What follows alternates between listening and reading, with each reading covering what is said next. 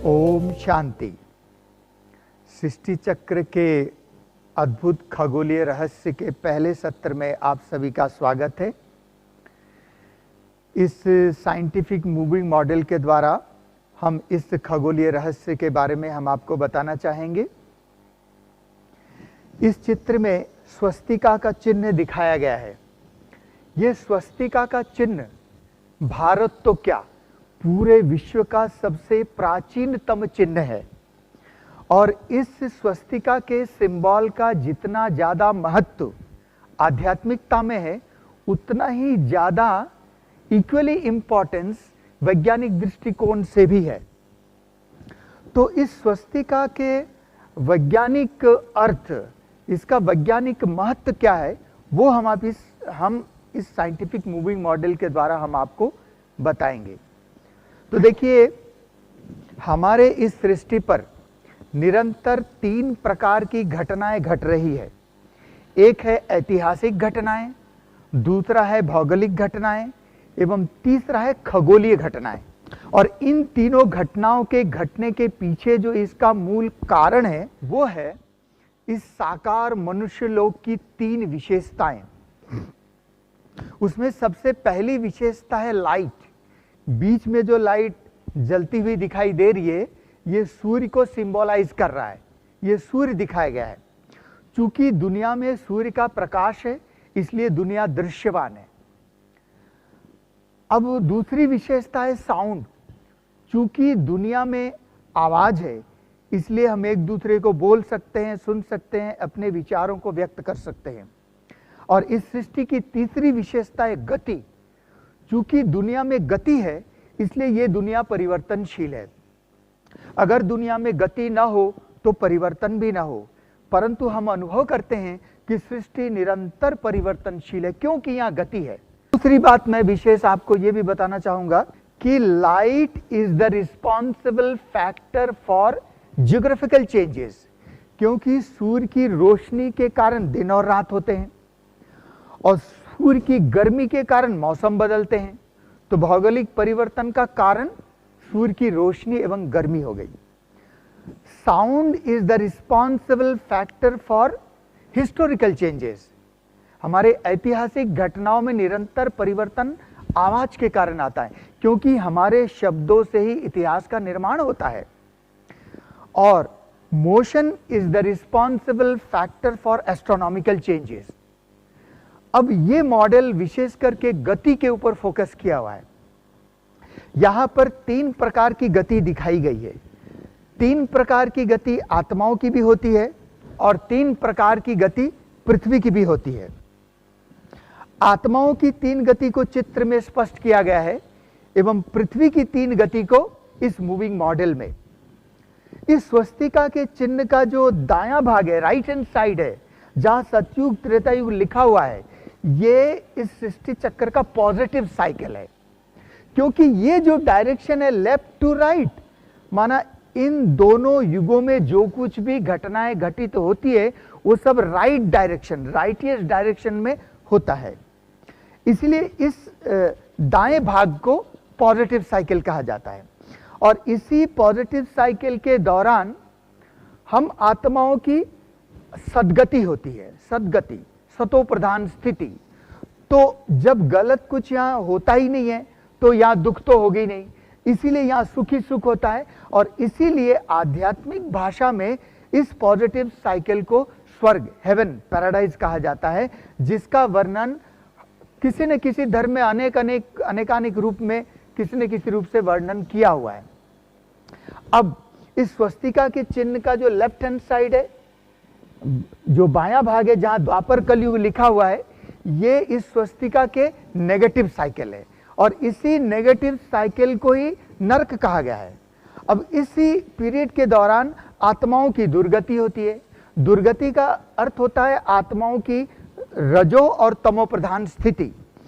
और कलयुग और सतयुग के बीच का जो पीरियड है, इसको कहा जाता है कल्याणकारी पुरुषोत्तम संगम युग। क्योंकि ये चूंकि सृष्टि चक्र है, इसलिए कलयुग में आकर के सृष्टि थम नहीं जाएगी। कलयुग के बाद फिर से सतयुग आएगा, परंतु इस कलयुगी पतित दुनिया को सतयुगी पावन दुनिया में परिवर्तन करने के लिए इस संगम युग पर स्वयं निराकार ज्योतिर्बिंदु शिव परमात्मा का अवतरण होता है। क्योंकि इतना बड़ा परिवर्तन कोई देहधारी मनुष्य नहीं कर सकता, चाहे वो कितना भी धर्मात्मा, पुण्यात्मा, महात्मा, देवात्मा हो। इतना बड़ा परिवर्तन करने के लिए स्वयं परमात्मा को ही यहाँ पर आना पड़ता है। और यहाँ पर स्वयं निराकार ज्योतिर्बिंदु शिव परमात्मा प्रजापिता ब्रह्मा के तन में परकाय प्रवेश करके हम आत्माओं को यहाँ गति प्रदान करते हैं। गति प्रदान करने का अर्थ होता है हम आत्माएं ओरिजिनली जहाँ से आई हैं, जिसको मुक्ति धाम, परम धाम कहा जाता है, और यहाँ आने के बाद, यहाँ जन्म लेने के बाद हम आत्माएं भूल चुकी होती कि मैं कौन हूँ, कहाँ से आई हूँ, क्यों आई हूँ। तो जब वो भूल जाते हैं तो परमात्मा आकर के हम आत्माओं को उस घर की स्मृति दिलाते हैं और साथ में लेके चलते हैं। उसको गति कहा जाता है। तो गति, सद्गति और दुर्गति, ये तीन प्रकार की गति आत्माओं की होती है। और आत्माओं की ये तीनों गति निर्भर करता है हमारे कर्मों की गहन गति के ऊपर। तो कर्म एवं कर्म का फल, उसका सीधा संबंध कर्म भूमि पृथ्वी से। तो पृथ्वी की भी तीन प्रकार की गति होती है। पृथ्वी की पहली गति यह है कि पृथ्वी अपने ही धुरी पे घूम रही है। 24 घंटे में एक चक्कर लगता है, जिसके कारण दिन एवं रात होते हैं। पृथ्वी की दूसरी गति यह है कि पृथ्वी एक ही जगह खड़ी होकर नहीं घूम रही है, घूमती हुई आगे बढ़ रही है और सूर्य की परिक्रमा 365 दिन में एक बार कर लेती है। अब ये दोनों प्रकार की गति तो मनुष्यों को मालूम है। क्यों मालूम है? क्योंकि ये दोनों गति हम मनुष्यों के लिमिटेशन एंड ऑब्जर्वेशन के भीतर आता है। इन दोनों गति के अलावा पृथ्वी की एक तीसरी गति भी होती है, जो मनुष्यों को मालूम नहीं है, साइंटिस्ट को भी मालूम नहीं है। क्यों नहीं मालूम? क्योंकि वो जो पृथ्वी की तीसरी गति है वो बहुत ही सूक्ष्म है, बहुत ही गुह्य है और हम मनुष्यों के लिमिटेशन एंड ऑब्जर्वेशन के बाहर है। तो उस तीसरी गति का ज्ञान सिवाय निराकार परमात्मा के कोई नहीं दे सकता, क्योंकि परमात्मा स्वयं इस चक्कर से ही बाहर है, इस जन्म मरण के चक्कर से बाहर है। तो अब परमात्मा ने जो पृथ्वी की तीसरी गति के बारे में बताया है, उसको अच्छी तरह से समझने के लिए पहले हमें यह जानना आवश्यक होगा कि जब पृथ्वी 365 दिन में सूर्य के चारों ओर एक साल का चक्कर लगा लेती है, तो उस एक वर्ष के चक्र को सूर्य का पूर्ण चक्कर नहीं कहा जाता है। वो वर्ष का चक्कर सूर्य का केवल आंशिक चक्कर है, न कि पूर्ण चक्कर। क्यों? क्योंकि सूर्य पृथ्वी से लगभग 109-10 गुना बड़ा है, बहुत विशाल है, जो कि हम इस मॉडल में नहीं दिखा सकते, केवल एक्सप्लेन कर सकते हैं। तो इतने बड़े विशाल सूर्य के सामने हमारी पृथ्वी एक छोटा सा पिंड, कंकर पत्थर के जैसा ही है। उदाहरण के लिए अगर एक बड़ा बॉल ले लिया जाए, ये आपके सामने एक बॉल रखा हुआ है। अगर इस बॉल के ऊपर एक चॉक पीस लेकर के इसके सेंट्रल लाइन को मेंटेन करते हुए अगर एक लकीर खींच दिया गया, तो बॉल के चारों ओर एक परिधि की लकीर खींच गई, एक सरकमफ्रेंस। तो एक परिधि की लकीर खींचने से पूरे बॉल के सरफेस एरिया की पुताई चॉक से तो नहीं हो गई, तो वो तो केवल एक लकीर, जितना मोटा चौक हुआ उतने ही हुई। तो अब वो ठीक इसी प्रकार से हमारा सूर्य एक बहुत बड़ा बॉल है, गैसेस का बॉल है। अब देखिए, और पृथ्वी उसी चौक पीस के जैसा है। तो चौक पीस जैसी छोटी पृथ्वी इतने बड़े विशाल सूर्य का एक वर्ष का चक्कर जब लगाती है, तो एक वर्ष में छोटी सी पृथ्वी इतने बड़े विशाल सूर्य का केवल एक परिधि का ही तो चक्कर लगा पा रही है। तो एक वर्ष के चक्कर से पृथ्वी इतने बड़े विशाल सूर्य का पूरा स्फेरिकल सरफेस एरिया कवर नहीं कर पा रही है। इसीलिए वो एक वर्ष का चक्कर सूर्य का केवल आंशिक चक्कर ही है, न कि पूर्ण चक्कर। अब ये पूर्ण चक्कर कैसे होगा?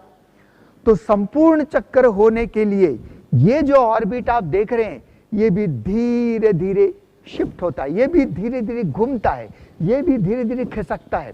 यही पृथ्वी की तीसरी गति है। क्योंकि देखिए गति के लिए दो चीज की आवश्यकता है, एक स्पेस, दूसरा टाइम। अब देखिए, अब ये जो मैं आपको बता रहा हूं, अब ये ऑर्बिट जिधर से मैं खड़ा हूं, साइड व्यू से ये ऑर्बिट तो मुझे गोल दिखाई दे रहा है। अब इसी गोल ऑर्बिट को अगर आप सामने से देखने लगेंगे तो यही गोल ऑर्बिट सामने से आपको एक लकीर नजर आएगी। लकीर, इसका डायमीटर ही विजिबल होगा। उदाहरण के लिए जब हम भोजन करते हैं ना, तो थाली गोल दिखाई देती है। भोजन पूरा करने के बाद जब थाली को धो करके जब हम स्टैंड में वर्टिकली खड़ा रख देते हैं, तो बाजू से गोल दिखने वाली थाली सामने से तो एक लकीर ही दिखेगी ना। तो ठीक इसी प्रकार से इस स्वस्तिका के चिन्ह में दो बड़ी लकीरें खींची गई है, एक खड़ी लकीर, एक वर्टिकल, दूसरा ये आड़ी लकीर, हॉरिजॉन्टल। अब ये दोनों लकीरें वास्तव में क्यों दी गई है, इसका क्या मतलब है? ये दोनों लकीरें वास्तव में इसी गोल ऑर्बिट के लकीर का ही रिप्रेजेंटेशन है जो सामने से दिखाई दे रही है। अब आप देखिए, चूंकि गति सृष्टि का नियम है, इसीलिए ये लकीर कहीं भी रुकेगी नहीं। आपने देखा ये लकीर खड़ी थी, वर्टिकल थी, अब घूमते घूमते ये हॉरिजॉन्टल, आड़ी हो गई। अब ये लकीर फिर घूमते घूमते फिर खड़ी हो जाएगी, परंतु इस हॉरिजॉन्टल आड़ी लकीर को खड़ी हो जाने के लिए 1250 वर्ष लग जाते हैं। इसका मतलब यह हुआ, हमारी पृथ्वी इतने बड़े विशाल सूर्य का केवल 90 डिग्री अंश, माना उसका एक चौथाई, क्वार्टर साइकिल सरफेस एरिया पूरा करने में ही पृथ्वी को 1250 वर्ष लग जाते हैं। तो नेचुरली पूरे 360 डिग्री का सूर्य का पूरा surface area, spherical surface area पूर्ण करने के लिए उसको 5000 वर्ष लग जाएंगे। तो यही सबसे बड़ा चक्कर है, इससे बड़ा कोई चक्कर नहीं होता है, और इसी को कहा जाता है कल्प का चक्कर, है ना।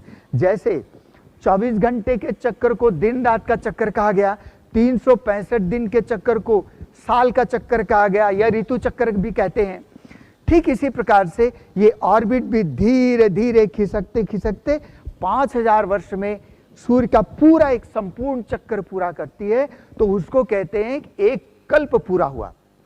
अब आप देखिए, इस स्वस्तिका के चिन्ह में इन दोनों बड़ी लकीरों के अलावा 4 छोटी लकीरें भी खींची गई है। इसका क्या मतलब है?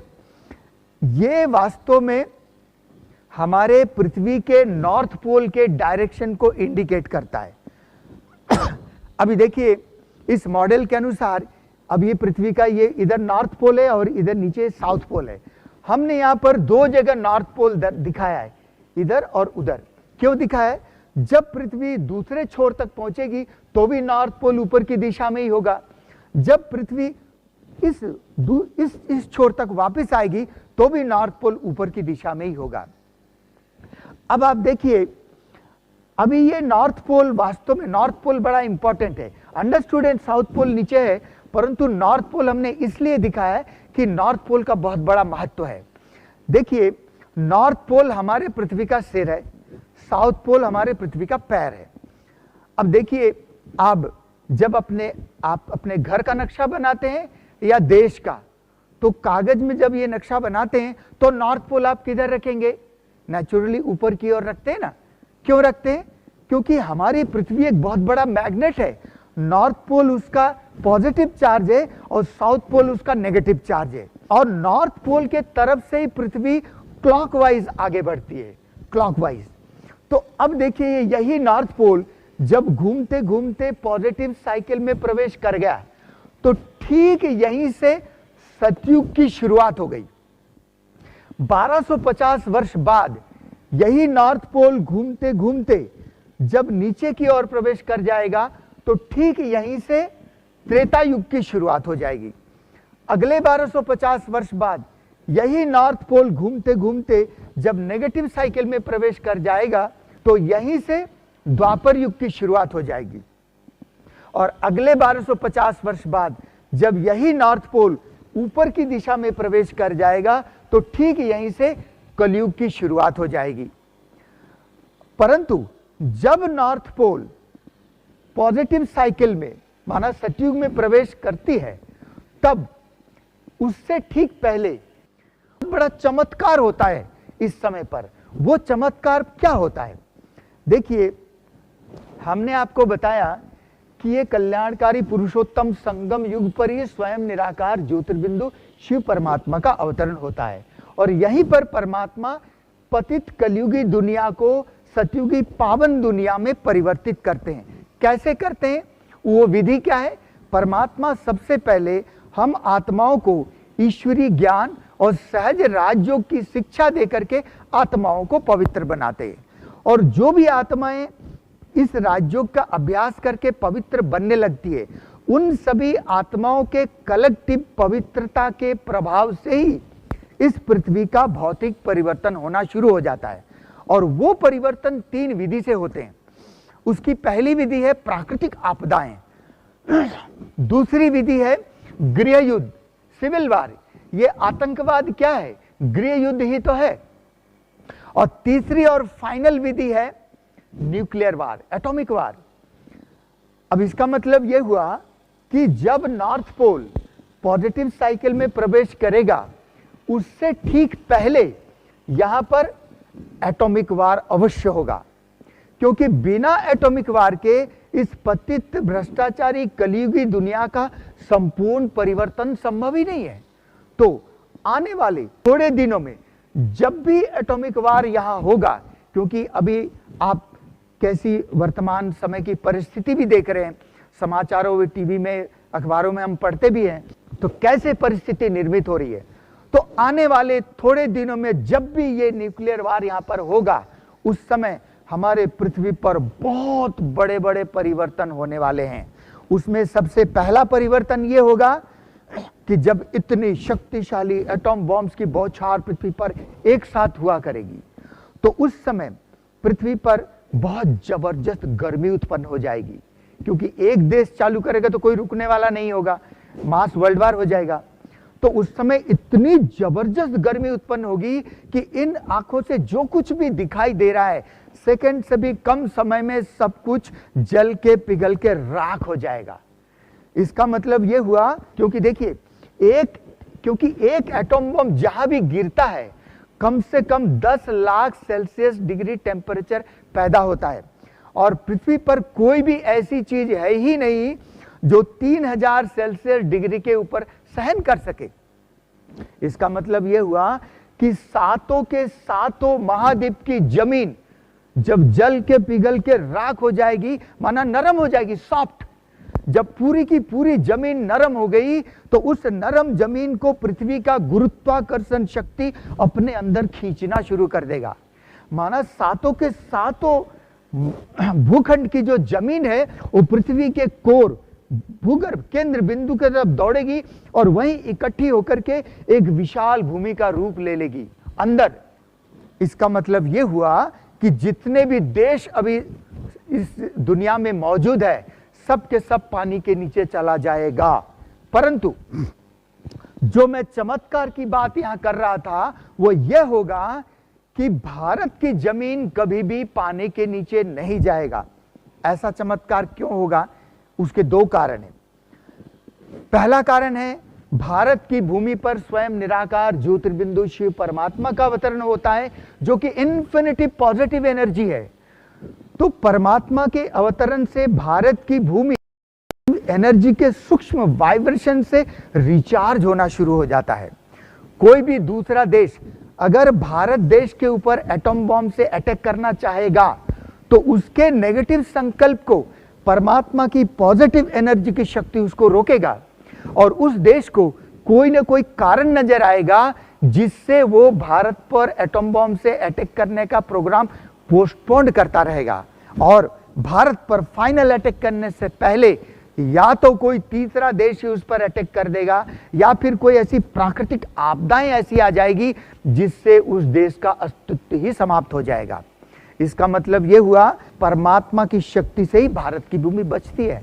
वरना भारत में भी अगर एटॉम बॉम्ब गिर गया तो भारत की जमीन भी नरम होकर के अंदर चली जाए, परंतु वो काम परमात्मा होने ही नहीं देता। और वैसे भी ये नियम है, इस दुनिया में एवरीथिंग इज साइक्लिक, हर चीज गोल है। हमारे हिंदी में शब्द बहुत अच्छे हैं, भूगोल, खगोल, एवरीथिंग इज साइक्लिक। तो जो भी संकल्प हम करते हैं अच्छा या बुरा, वही संकल्प कई गुना मल्टीप्लाई होकर के हमारे पास ही लौट के आती है। तो भारत देश कभी भी दूसरे देश पर अपने आप स्वतः अटैक करने का न तो संकल्प करता है न करेगा। सत्ता में कोई भी बैठा हो, परमात्मा की शक्ति काम करती है। अगर कोई दूसरा देश ऐसा संकल्प कर रहा होता है, माना वो अपनी मुसीबत खुद के लिए ही बुला रहा है। चलिए, परमात्मा ने भारत को एक बहुत बड़ा मेजर प्रॉब्लम से बचा दिया, परंतु भारत को छोड़ करके पूरे विश्व में जब इतने घमासान एटॉमिक वार होंगे, उससे पूरे विश्व के जलवायु में बड़ी तेज गति से परिवर्तन आएगा। और उसी के कारण जो प्राकृतिक आपदाएं हैं वो घड़ी घड़ी जल्दी जल्दी आएगी और हाई इंटेंसिटी में आएगी। उदाहरण के लिए, अभी कहीं भी भूकंप आता है तो 8.9 रिएक्टर स्केल से ज्यादा कहीं भी नहीं आता है, परंतु उस परिस्थिति के दौरान 10 से लेकर के 20 रिएक्टर स्केल तक भूकंप आया करेंगे। और उसके साथ साथ पृथ्वी के अंदर अंदर कहीं ना कहीं सैकड़ों ज्वालामुखी पक रही है। सारे के सारे ज्वालामुखी उस परिस्थिति में अंदर ही अंदर एक साथ फटना शुरू हो जाएगा, उसको बाहर आने का चांस ही नहीं मिलेगा। तो आप सोचिए, सैकड़ों ज्वालामुखी की गर्मी पृथ्वी के समुद्र के अंदर से, है ना, और हजारों लाखों एटॉम बॉम्ब की गर्मी बाहर से, तो क्या हाल होगा। जितने भी बड़े बड़े बर्फ के पहाड़ है, चाहे समुद्र के अंदर है या बाहर है, सब के सब तेज गति से पिघल जाएंगे और समुद्र का सी लेवल 100% बढ़ जाएगा। तो दूसरा कारण यह है, समुद्र का लेवल कितना भी क्यों ना बढ़ जाए, फिर भी भारत की भूमि का संपूर्ण विनाश कभी भी नहीं होता। क्यों? क्योंकि ड्रामा प्लान अनुसार भारत की भूमि की भौगोलिक स्थिति ऐसी है कि मीन सी लेवल से बहुत बहुत बहुत ऊंचा है। हाँ, इतना अवश्य होगा कि भारत का जितना भी समुद्र का किनारा, कोस्टल एरिया जितना भी है, वो सब के सब डूब जाएंगे, परंतु तीव्र गति के भूकंप के कारण कुछ नई जमीनें भी उभरेंगी और उसी से भारत का एक बहुत बड़ा नक्शा बन जाएगा। अभी जो भारत का नक्शा है उससे कई गुना बड़ा हो जाएगा और उस नक्शे के अंदर भारत के आस पड़ोस के जो बचे हुए देश होंगे वो भी भारत में मर्ज हो जाएंगे, भारत में शामिल हो जाएंगे, कहलाएगा भारत ही।